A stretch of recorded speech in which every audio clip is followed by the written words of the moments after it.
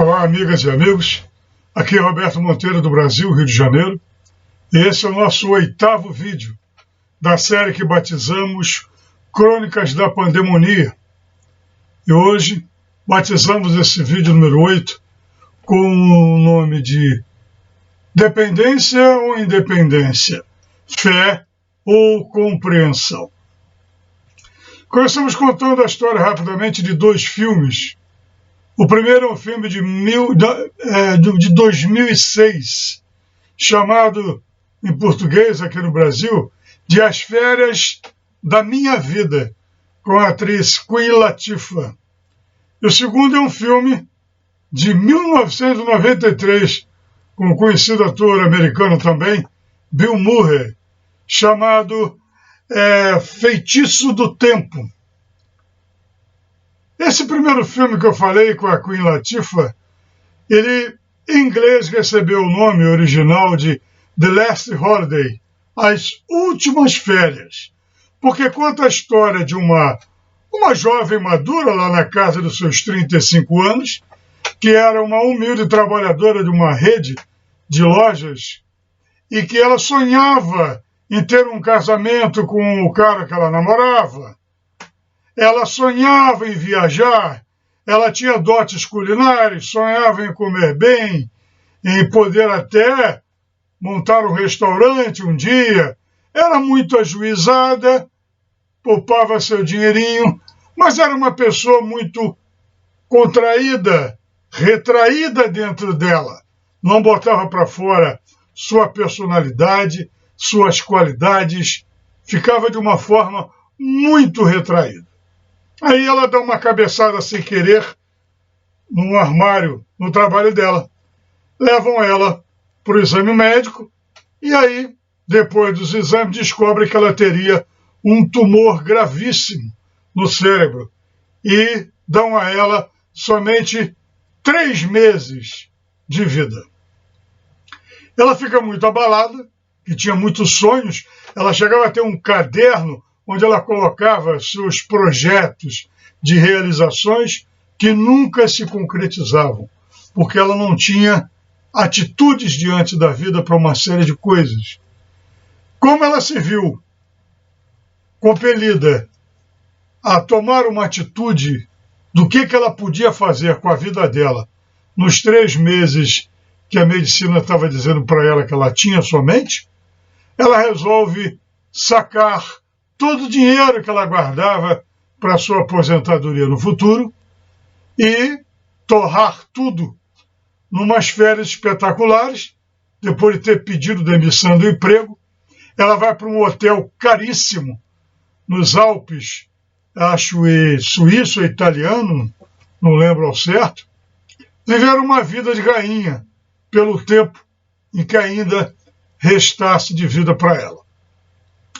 Lá ela chega sozinha, porque esse pseudo-namorado dela era alguém com quem ela não tinha uma relação tão séria assim. Não engrenava uma relação séria. Aí ela vai sozinha, conhece uma porção de gente de um outro padrão de vida, inclusive o próprio dono da rede de lojas que ela trabalhava estava lá, conhece um guru muito famoso de autoajuda, que estava lá nesse hotel também, e era um tremendo de um picareta, conhece políticos importantes, milionários, e ela, como não tinha mais nada a perder, começa a pôr para fora toda a personalidade encantadora que ela tinha. Que ela era uma pessoa muito bacana, muito encantadora, e ela começa a conquistar os outros. Até empregados do hotel que olhavam de atravessado, porque ela era uma pessoa mais simples, dava para ver isso pelo comportamento, depois se encantam com ela. Eu não vou contar tudo para quem quiser ver, é um filme interessante. Mas ela começa a mudar o que aconteceria com ela e a relação dela com as outras pessoas e com a vida, no momento em que ela transforma as suas atitudes diante da vida, partindo do seu interior. E isso é muito importante porque nós estamos conversando hoje. O segundo filme esse protagonista, representado pelo ator Bill Murray, fazia um jornalista que odiava o que ele fazia, principalmente porque ele era ligado a maior parte do tempo em coisas de meteorologia. E uma das funções dele era todo ano ir numa cidade lá americana que tinha o chamado Dia da Marmota. Inclusive o nome do filme em inglês tem esse nome, é um nome bem esquisito, Groundhog Day, quer dizer, o Dia da Marmota, que é esse bicho, a marmota, quando saía da sua, acho que, hibernação, dependendo do que ela fizesse, se ela voltasse ou se ela fosse saísse, ficava todo mundo observando, iriam haver, né, alterações ou modificações climáticas. A primavera, o verão ia ser assim, assado e ensopado, não sei. Mas isso não é importante. O que importa é que ele, protagonista, ele detestava, ele odiava aquilo. E ele era muito arrogante, muito prepotente, tratava os outros muito mal. Em geral, ele não saía daquela situação de repórter secundário que ele ficava. Porque ele tinha capacidade. Mas ele, como tratava todo mundo muito mal, de uma forma muito ruim, e detestava, odiava, reclamava de tudo, ele não conseguia ir para frente. Aí, quando ele passa a reportagem desse dia, ele vai dormir para voltar para a terra dele, né, uma outra cidade, um outro local lá longe. Depois, quando ele acorda no dia seguinte, o despertador tocando a musiquinha, ele descobre que continuava preso naquele dia anterior, que era o dia da marmota. Ele percebe isso quando ele liga o rádio, liga a televisão, ele vai, quando ele está crente que está no dia seguinte, ele percebe que começam a repetir as mesmas coisas do dia anterior que ele odiava, o dia da marmota. Pessoas que passam numa hora, isso e aquilo, todos os acontecimentos. Ele pensa que está ficando meio doido, né? Mas ele vai vendo que não é aquilo. Ele tinha que fazer a reportagem de novo e tinha que repetir tudo que ele fez. Ele estranha muito aquilo e quando ele passa por aquilo ali, ele começa a fazer um monte de maluquice. No mesmo dia, ele acorda, no outro dia, ele vê que continuava preso no mesmo dia. Por isso se chamava feitiço, o feitiço do tempo. E aí ele começa a fazer loucuras. Ele morre mais de uma vez, ele bate com o carro, ele se joga no precipício, ele causa acidentes, ele trata os outros de uma forma mais maluca do que ele fazia, e ele morreu várias vezes, e conforme ele achava que tinha morrido, ele acordava de novo no mesmo dia. E preso naquelas 24 horas. Isso ocorre indefinidamente. Até que ele, desesperado, sem saber o que fazer, atordoado, vai experimentando lidar com as coisas, com as pessoas da mesma forma, e ele conhece uma moça, pela qual ele começa a se apaixonar, a gostar. E ela era completamente oposta a ele, e odiava aquela forma dele ser arrogante, prepotente. Mas ele, como começa a gostar dela, dos valores dela, para conquistá-la, ele tem que mudar dentro dele mesmo. Não só com relação a ela, mas com relação aos outros. Mas isso para ele é muito difícil. E ele repete várias vezes, sai com ela, tenta jantar, tenta isso, tenta aquilo, e ele, quando acorda no dia seguinte, ele continua preso no mesmo dia.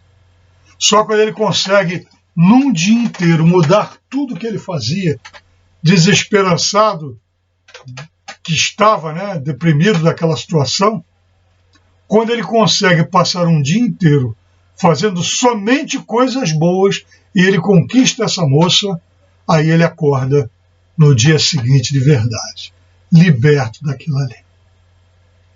Parecem dois filmes relativamente bobos, mas tem muitas filosofias escondidas. Primeiramente, o que você faria se tivesse a notícia que você vai morrer em breve?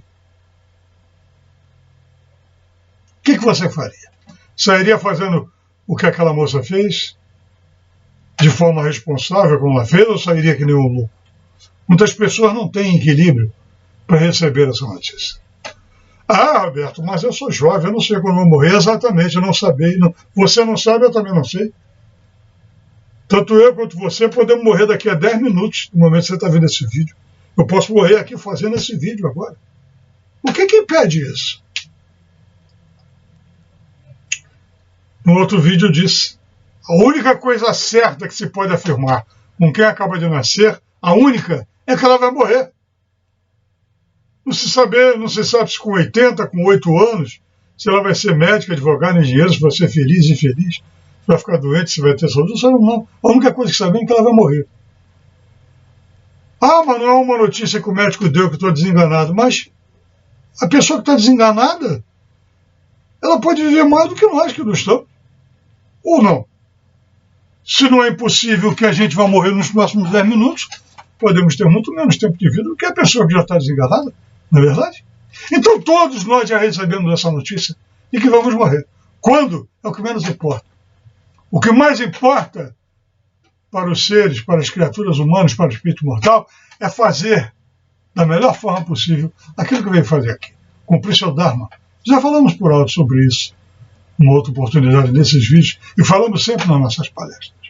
Então, um dos focos desse primeiro filme é que o tempo é um tesouro. O que é que nós estamos fazendo com o nosso tempo? Onde estamos colocando a nossa atenção? Onde estamos colocando nossos valores? Onde estamos colocando aquilo que é o essencial em nossas vidas? Agora veja o que é interessante no segundo filme, o tempo é relativizado. Tanto é que ele fica preso naquele dia eternamente, infinitamente. E o foco não é o tempo. O foco aí já é a mudança, que é mais importante do que o tempo. Isso a vida nos ensina muitas vezes. Há pessoas que às vezes, em 3 meses, passando por coisas que ela nunca passou, grandiosas, ela muda muito.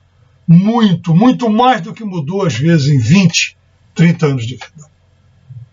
Há pessoas que estão aqui encarnadas há 70, 80, 90 anos e aprenderam quase nada da vida. E outras que viveram 15 anos, comeram pão que o diabo amassou desde a infância, já viram muito sobre a vida e acabaram ficando com cicatrizes, aprenderam muito, amadureceram muito nos seus 15 aninhos de vida somente. Então o tempo aí é relativizado. Como nós vivenciamos o que fizemos é que é o mais importante. Nesse segundo filme que ele fica preso, é como se fosse uma paródia daquilo que os hindus chamam de roda de Sansara, que é a roda das reencarnações problemáticas, de provações que nós temos aqui enquanto somos inferiores. E nós só libertamos-nos da roda de Sansara quando mudamos, atingimos um patamar de evolução espiritual maior e não precisamos mais passar por esse tipo de encarnações como aqui passamos, de muita dureza, muita dificuldade, tudo isso. E ele, no filme, só quando ele mudou dentro dele é que ele conseguiu se libertar daquele dia em que ele estava preso. E uma coisa presente nos 2 filmes, que tem a ver com o que nós estamos refletindo juntos hoje, é a dependência. As dependências que nós temos na vida. Muitas vezes, para melhorar nossas vidas, nós colocamos culpa nisso, culpa naquilo, dependemos disso, dependemos daquilo, e nós mesmos não vemos como estamos aqui dentro. Para termos as atitudes corretas que precisamos ter nas nossas vidas para podermos mudá-la para melhor. No caso dos 2 filmes, só quando a vida os espetou que eles fizeram o essencial. Fizeram aquilo que tinham que fazer no interior deles, refletindo-se no seu exterior, para que pudessem ter resultados diferentes. E quem quer resultado diferente tem que fazer alguma coisa diferente do que vem fazendo. Não é? Isso é uma filosofia muito antiga e muito real.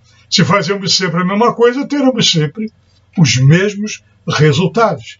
E a vida nos espeta muitas vezes nesse sentido. Existem vários homens que hoje estão bilionários, que eles dão graças a Deus quando foram demitidos, quando eram funcionários. Ficaram em desespero naquele momento, que foram demitidos, sofreram grandes injustiças, isso e aquilo, e foi aí que eles tiveram que correr atrás, se virar, acreditar no seu potencial, ter atitude, e aí transformaram completamente suas vidas para muito, muito, muito, muito melhor do que eles eram, a vida que eles levavam antes. E sobre dependência, eu queria contar uma outra historinha de um filme que eu vi, mas não é um filme desse assim comum, é um documentário. Já faz vários anos que eu o vi. numa publicação da BBC, e já era um filme antigo, transcorria-se na Suécia, onde nós vimos uma escola de nível médio com jovens de 13, 14, 15, 16 anos, não mais do que isso, então uma escola secundária, portanto, né, por aí, nessa faixa, porque as educações são diferentes nos países, e nós vimos jovens dos dois sexos, meninas e meninos, aprendendo a fazer de tudo dentro de uma casa. Tudo. Cozinhar, lavar roupa, passar roupa, limpeza, faxina, tudo com técnica, com ensinamentos de cuidado, tudo. Com a maior atenção, todos eles prestando atenção. Os meninos lá aprendendo a cozinhar, descascar, fazer isso, como ter, né, atitude para ir na rua para fazer compra, comprar os alimentos corretos, tudo sobre como a dona de casa faz. E as meninas também. E as meninas e os meninos aprendendo a subir em escada, trocar lâmpada, abrir uma tomada, trocar um interruptor, coisas de dentro de casa, trocar um cano, ver um cano rachado, tirar, fechar a água, fazer o trabalho, o serviço.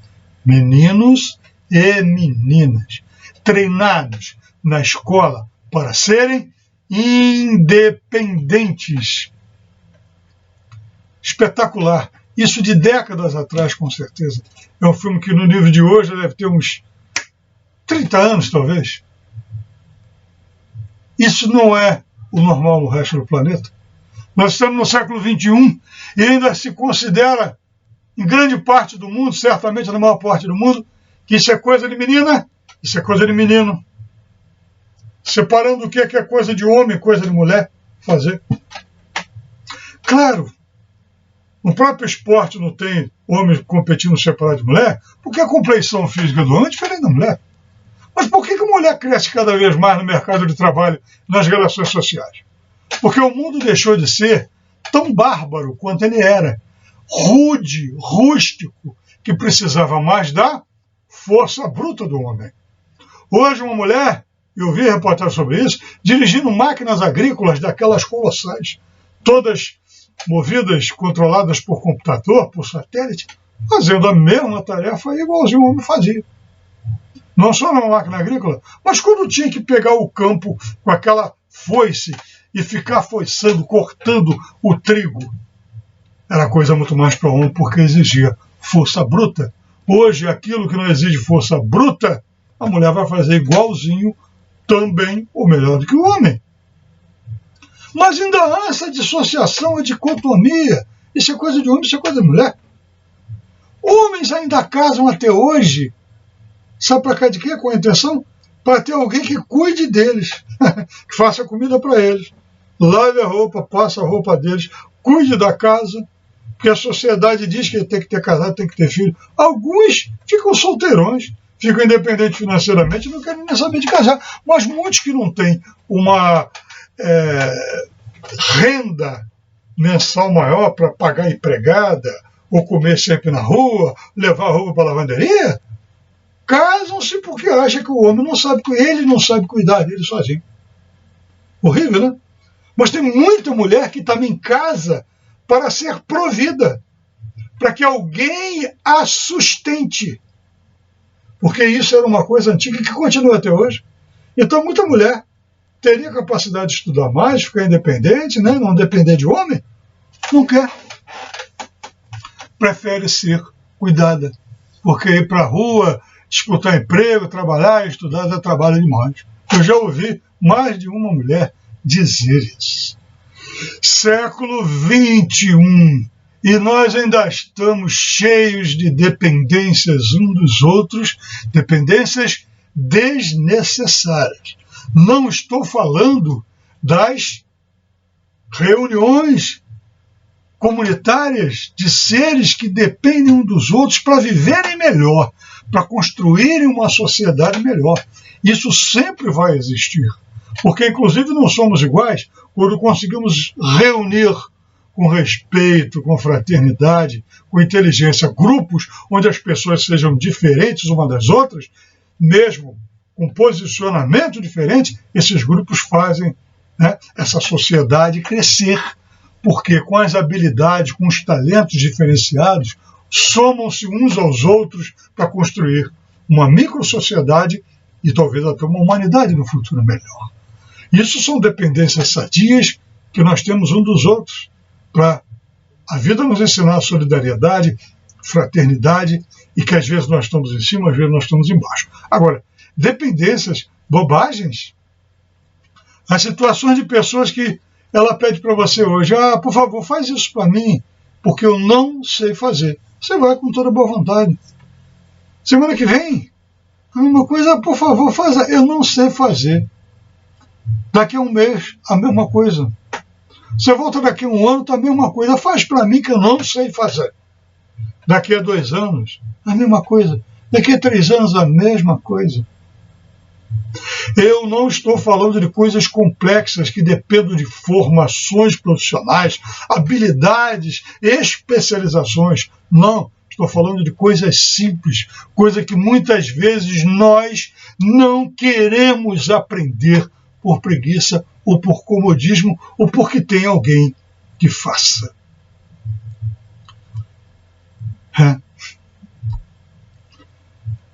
Mas, da mesma forma que a criança não vai ter o papai e a mamãe para dar a mão para ele, para atravessar a rua inteira, a criança vai crescendo e tem que aprender a atravessar a rua por si própria. E se aquela pessoa hoje que faz isso, faz isso, porque eu não aprendo a fazer, porque eu não quero, não me interessa, por qualquer motivo que seja, e se ela não estiver mais ali amanhã? Se ela morrer? Como é que você vai ficar? Ai, meu Deus, eu tenho que fazer isso, mas eu não sei. Não sabe porque não aprendeu, não se interessou em aprender, porque se acomodou na dependência do outro. Expomos sempre nas nossas palestras, já expusemos muito aqui nesses momentos de pandemia que veio nos ensinar a gravar mais ainda, que a vida no planeta não está para amador, está para profissional. Aqui a vida tem flores e tem espinhos, mas ela tem bem menos flores do que espinhos, cada vez mais, por isso que está para profissional. Então nós precisamos aprender a viver melhor, tendo aquelas 4 situações interiores que eu falei nos vídeos que nós fizemos desde o início. Compreensão, consciência, capacitação e coragem. E um dos objetivos é isso, dependermos menos dos outros. Termos condições de sermos capazes, realizadores e felizes por nós mesmos. Descobrir que a felicidade nossa não está no outro, naquele que a gente diz que ama ou por quem está apaixonado, com quem se casou, com quem namora, não interessa. A felicidade de cada pessoa, de cada ser, está exclusivamente nele. Assim nós vamos aprendendo que dependências demais, as dependências desnecessárias, volto a frisar, nos tornam pessoas fracas, inseguras, incapazes, sem aquela coragem, sem capacitação, sem consciência, sem compreensão da vida. E eu vou tocar num ponto muito importante. Nós somos assim até daquilo que nós chamamos de Deus. Toda hora estamos dizendo, está nas mãos de Deus. Deus está no controle. Deus está no comando. Entrega para Deus. Realmente, várias coisas na vida sobre as quais nós não temos controle, porque transcendem as nossas capacidades, transcendem até as nossas responsabilidades. E até porque são coisas que não nos dizem respeito, são coisas dos outros, da vida desses outros com eles mesmos e com a própria divindade, com seus karmas, seus dharmas a serem cumpridos. Por mais que nós gostemos deles, por mais que nós queiramos o seu bem, nós não vivemos a vida deles. Não estamos no lugar deles, não temos as responsabilidades deles, os karmas deles, etc. etc. Então, quando colocamos tudo na mão de Deus, Deus pode estar tranquilo, já deu certo, já Deus está... Beleza. E se der errado? O errado é diferente daquilo que a gente esperava, diferente daquilo que a gente queria que acontecesse. Como é que fica? O que aconteceu? Não estava na mão de Deus? Deus não estava no controle do comando? O que aconteceu? Deus falhou? Deus errou? Deus saiu, foi tomar um chopp? Deus está de férias? Ah, quer saber de uma coisa? Deus é muito mal. Quer saber de outra coisa? Deus não existe. Serão essas nossas explicações ou reações diante de uma situação que não deu o que a gente queria que desse? Gente, nós somos extensões de Deus, deles oriundos, perdão. Somos centelhas divinas, espíritos imortais. Temos o livre-arbítrio para fazermos de nossas vidas o que queremos. E temos que crescer, amadurecer.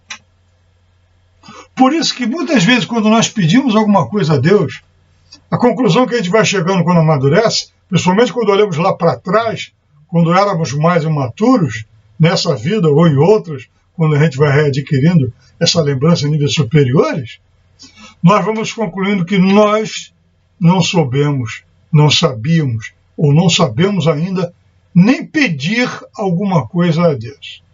Porque o nosso prisma de visão é muito inferior e nós não entendemos os desígnios superiores da vida. Na realidade, nós acabamos querendo que Deus faça aquilo que a gente quer, aquilo que a gente acha, supõe ser o certo. Não lemos nas entrelinhas aquilo que a vida nos traz. Não conseguimos entender que nós é que temos que guiar nossos destinos, escolher os nossos rumos, baseados nos nossos gostos, na nossa vontade, no nosso querer, nos nossos valores éticos, morais, virtuosos ou não, diante da vida. E que nós sempre teremos que assumir as responsabilidades por essas nossas escolhas, pelos nossos gostos e pelos nossos valores. Porque é assim que os seres adultos procedem. Fugir deles são coisas de crianças espirituais. Ao fim dessas nossas reflexões, eu vou colocar aqui muitos seres humanos acham que a fé é tudo. Mas será? Mas é naquelas situações que a pessoa teve fé. Deus está no controle, está no comando, já deu certo, pode deixar. E não deu como você queria. O que vai acontecer com a tua fé? Aquilo que eu disse, Deus é mau, Deus não existe. Como é que vai ser? A fé tem várias nuances, desde a crença cega, porque uma religião disse, um livro falou, um guru, papai, mamãe, vovó, o sacerdote, é aquela que você foi obrigado, criado a acreditar, é a fé cega, irracional, muitas vezes fanática, sectária. Vai desse tipo de acreditar até uma fé superior, que eu chamo mais de convicção fundamentada na compreensão. Na compreensão de quê? Dos mecanismos que regem a vida. Aqueles que nós vamos descobrindo conforme fomos sendo buscadores espirituais, os mecanismos profundos que são o pano de vida, o pano de fundo espiritual da vida, que tem outros propósitos, por isso as coisas dão muitas vezes diferentes do que nós achávamos que elas tinham que resultar. A crença, assim, minha gente, ela pode acabar, e já acabou para muita gente. Acabou numa religião, num sacerdote, ficou revoltado, porque ele via Deus de uma forma completamente diferente daquilo que é Deus de verdade. Então ela pode acabar. Já a convicção, já a compreensão, que leva à convicção fundamentada na razão, essa não. Porque essa é que dá explicações sobre o que é a vida de verdade e sobre aquilo que nós chamamos de Deus, que vamos ampliando a noção da grande lei, do grande princípio de tudo e grande final para onde nós estamos caminhando também, o alfa e o ômega, como esotericamente costuma se falar. Alguns, entretanto, que estão ouvindo falar agora, dizem: Roberto, você está sendo sacrílego, está cometendo um sacrilégio, porque Deus... Será? Será que Deus quer que nós sejamos realmente dependentes, que o fiquemos idolatrando, pulando lá, Deus, você é o maior, Deus, você é o bonzão, puxando o saco de Deus? Cara, nós estamos falando de Deus. Nós não ser igual a gente que toma chopp com a gente na esquina, não. Será que Deus quer isso mesmo? Precisa que a gente seja o quê? Humilhado, espezinhado, fique lá rodo os pés dele para dizer: eu sou o bonzão, você tem que se humilhar mesmo diante de mim. Olha os conceitos que tem até hoje vigentes.